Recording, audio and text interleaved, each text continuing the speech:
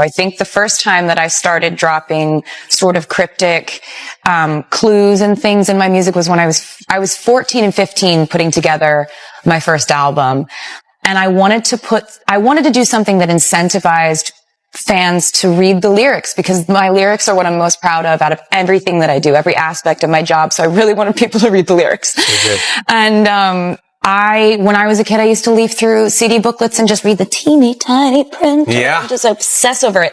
And so I wanted to incentivize them. So in my lyrics for my first, several albums, I would have all lowercase letter lyrics except for capital letter, capital letter, capital letter every once in a while. And if they circled the capital letter and wrote them down, it spelled out a secret code, a secret passage, a sort of fun. It was really fun, and it would either tell them a story about the album or a hint about what the song was about. And so that's when it started. But when it got out of control was when I started to realize that it wasn't just me that had fun with this, that they had fun with it too. Oh, yeah. And I should never have learned that, because then I couldn't stop. And then all I started thinking of was, how do I hint at things? Like, how far is too far in advance? Can I hint at something 3 years in advance? Can I even plan things out that far? I think I'm going to try to do it. There was the first time that we did a crazy video like that was a video called Look What You Made Me Do. And I started playing with doing nods to former musical eras I've been in my career, and all kinds of weird stuff for them to just go through the video and be like, that over there, what's that? What's that? What's that? Does this connect to that? What does that mean? I do that.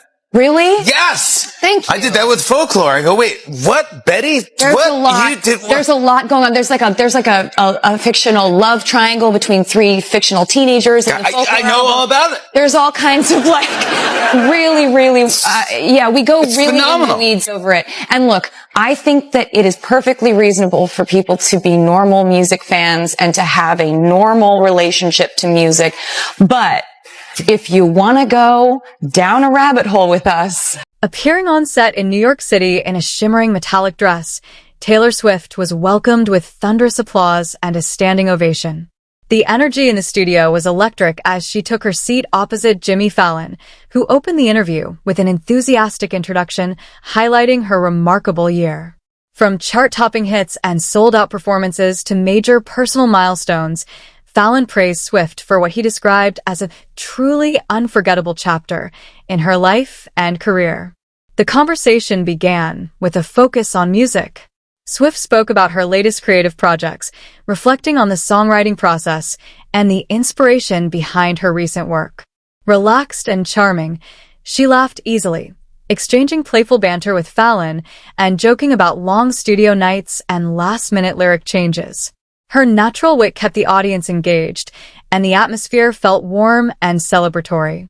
Midway through the show, however, the tone shifted to a more personal note. With a mischievous smile, Fallon asked, "So, what about your life offstage? Is someone very proud of you tonight?" The crowd immediately erupted in cheers, sensing exactly where the conversation was headed.